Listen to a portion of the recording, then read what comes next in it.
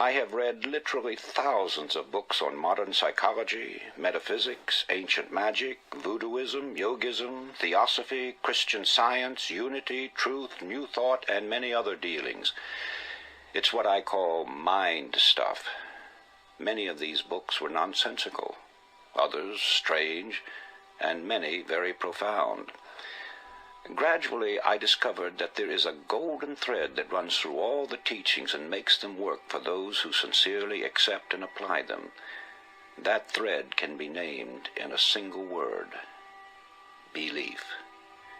It is the same element or factor, belief, which causes people to be cured through mental healing, enables others to climb the ladder of success, and gets phenomenal results for all who accept it.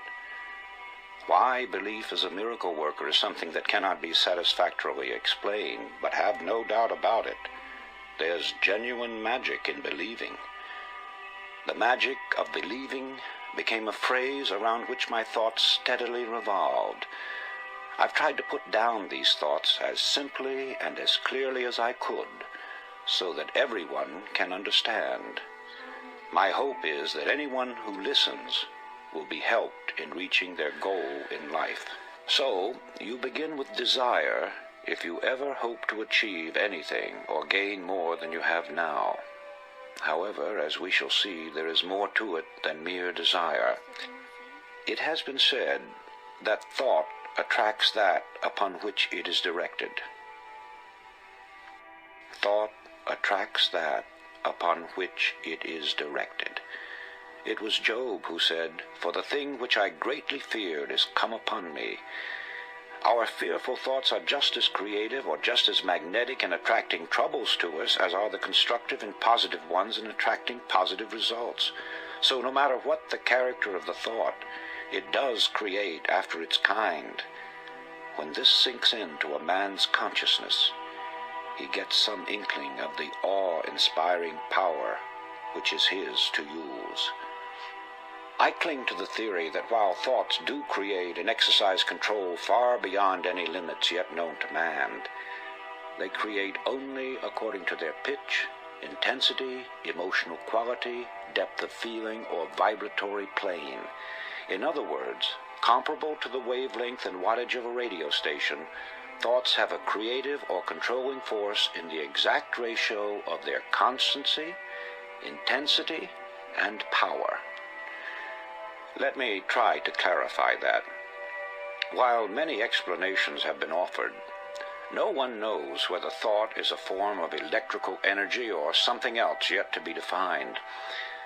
But I have been an experimenter in that branch of electricity known as high frequency, pioneered by the great genius Nikola Tesla. And whenever I think of thought and its radiations and vibrations, I instinctively link them up with electricity and its phenomena. In this manner they become more understandable to me. All persons living in high altitudes have felt and sometimes observed the electric spark resulting from walking across the room, then touching some metallic substance. That, of course, is a form of static electricity generated by friction. It gives you an idea of how one kind of electricity can be developed through the body.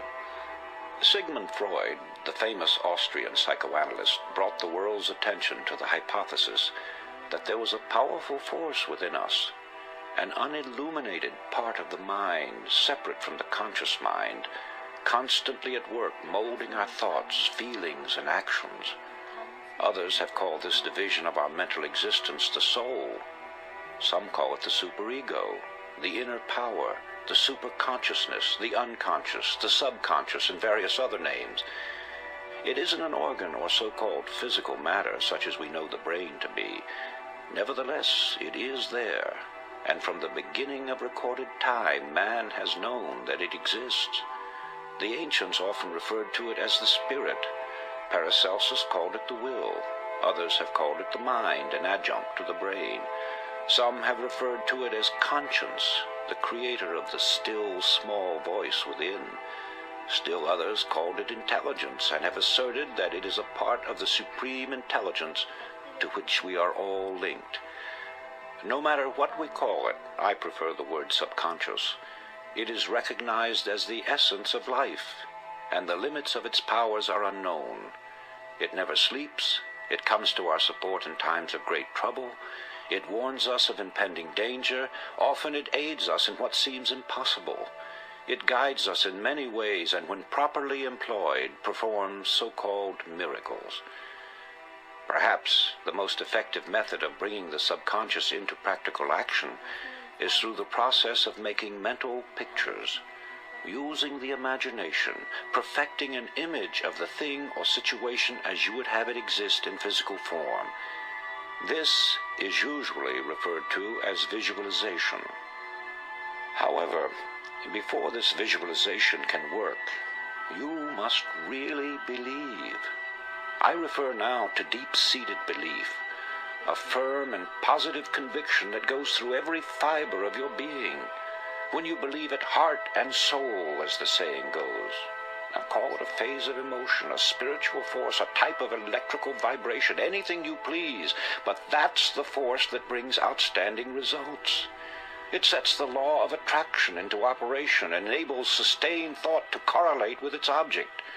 This belief changes the tempo of the mind or thought frequency, and like a huge magnet, draws the subconscious forces into play, changing your whole aura and affecting everything about you, and often people and objects at great distances. It brings into your individual sphere of life results that are sometimes startling. After studying the various mystical religions and different teachings and systems of mind stuff, one is impressed with the fact that they all have the same basic modus operandi, and that is through repetition. The repeating of certain mantras, words, formulas, or just plain mumbo-jumbo is common with witch doctors, voodoo high priests, hexers, and many other followers of strange cults. They use them to evoke the spirits or work black magic. One finds the same principle at work in chants, incantations, litanies, daily lessons. Also the frequent praying of the Buddhists and Muslims alike, the affirmation of the Theosophists and the followers of unity, the absolute, truth, new thought, divine science. In fact, it is basic to all religions, although here it is white magic instead of black magic. This brings us to the law of suggestion, through which all forces operating within its limits are capable of producing phenomenal results. That is, it is the power of suggestion and autosuggestion, your own to yourself, or heterosuggestion coming to you from outside sources, that starts the machinery into operation or causes the subconscious mind to begin its creative work. And right here is where the affirmations and repetitions play their part. It's the repetition of the same chant, the same incantation, the same affirmations that lead to belief. And once that belief becomes a deep conviction, things begin to happen. I know that it is difficult for the average person who knows nothing of this subject to accept the idea that all is within. But surely the most materialistic person must realize that as far as he himself is concerned, nothing exists on the outside plane unless he has knowledge of it or unless it becomes fixed in his consciousness. It is the image created in his mind that gives reality to the world outside of him. Happiness, sought by many and found by few, therefore is a matter entirely within ourselves. Our environment and the everyday happenings of life have absolutely no effect on our happiness except as we permit mental images of the outside to enter our consciousness. Happiness is wholly independent of position, wealth, or material possessions. It is a state of mind which we ourselves have the power to control, and that control lies with our thinking. Emerson said, "What is the hardest task in the world? To think." Obviously this is so when one considers that most of us are victims of mass thinking and feed upon suggestions from others. We all know that the law of cause and effect is inviolable. Yet how many of us ever pause to consider its workings? The entire course of a man's life has many times been changed by a single thought, which coming to him in a flash became a mighty power that altered the whole current of human events.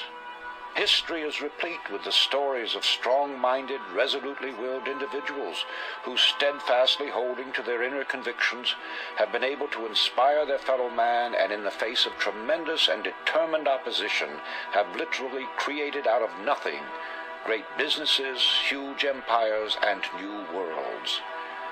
They had no monopoly of thought power.